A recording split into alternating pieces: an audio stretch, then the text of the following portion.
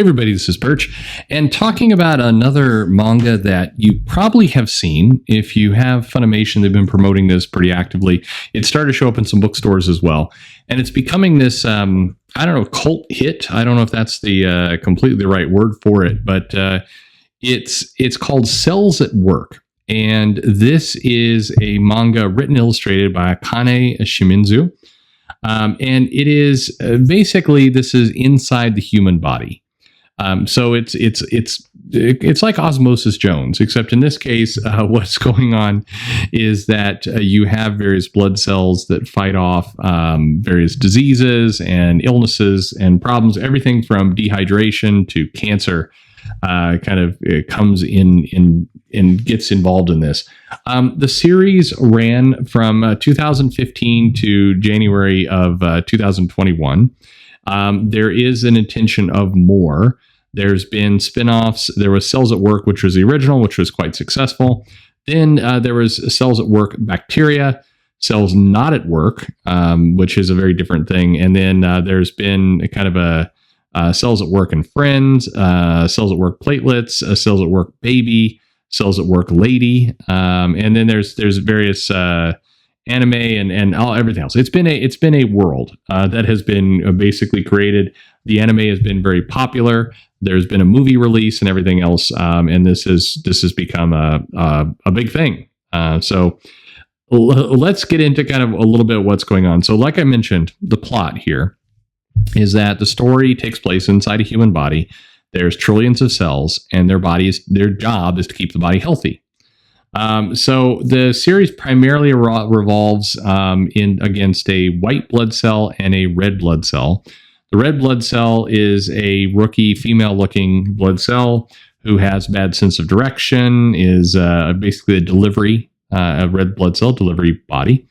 And the white blood cell is a military-looking guy who basically is a little bit shy and seems to have a fondness for the red blood cell.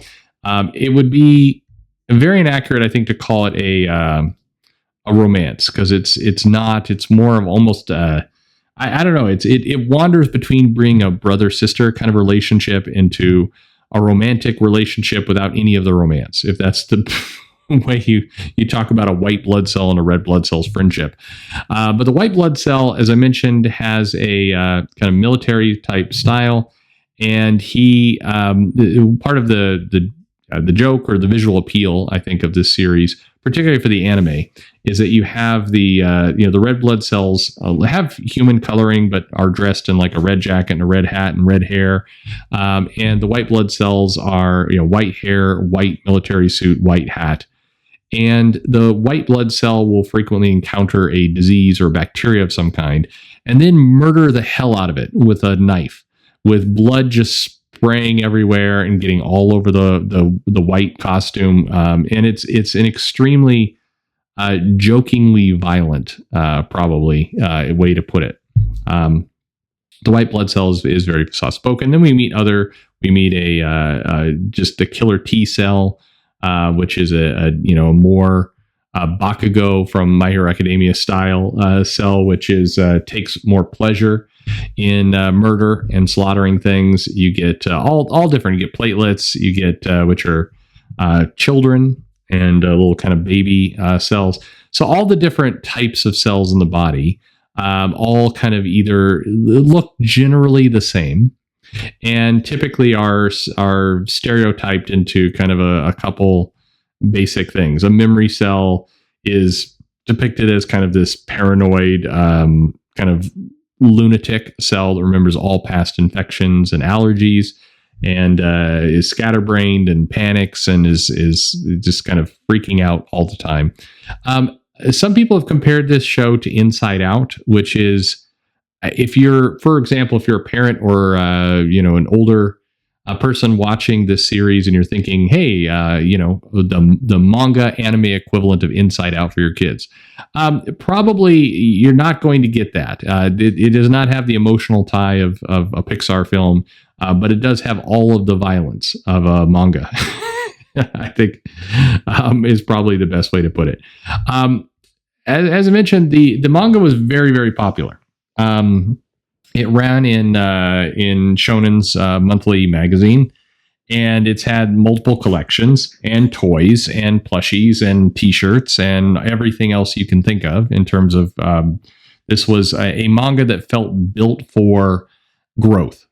And some people have suggested that this particular manga took a more cynical approach of trying to build a ready-made spin-off and merchandise-friendly universe almost from the beginning.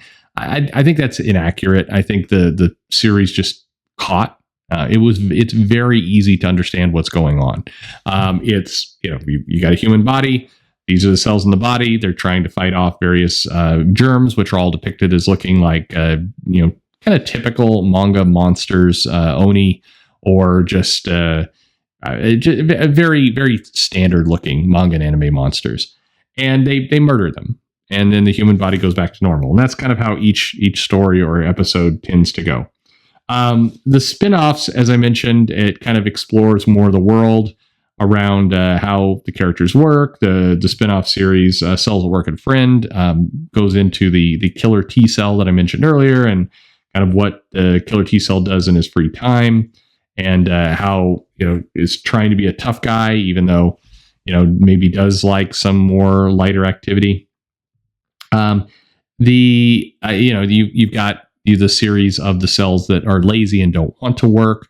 You have the ones of what happens when a human body is living an unhealthy lifestyle with, say, smoking and drinking and other things, and what happens to the characters there. And then the Cells at Work baby is one I know that's shown up in the US a lot. And this is this idea of like what happens with a baby, and all the cells they don't know anything. They don't know how to operate anything. They're depicted as kind of children and blank slates. And so it's been an interesting series. As I mentioned, very high sales. This series, both in the anime, certainly was very highly acclaimed in what it's put together.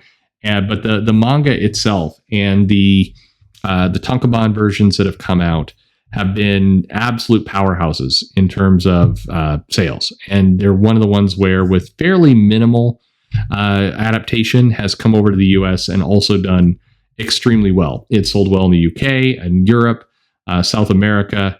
Right now, I think the first manga had 1.3 million copies in print. That was a couple of years ago. I think it's past, as I recall, it's past 3 million at this point, and it's picking up speed very, very rapidly.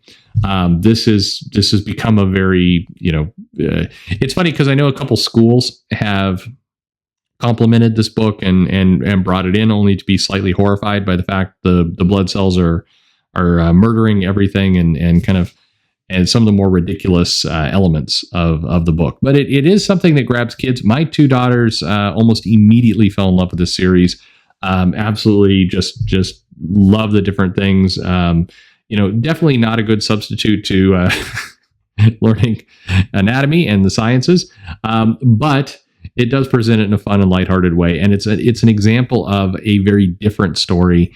You could make some light comparisons to this being a superhero type book, because definitely the different cells have their different personas, and they go and attack the various villain type characters that come into the body.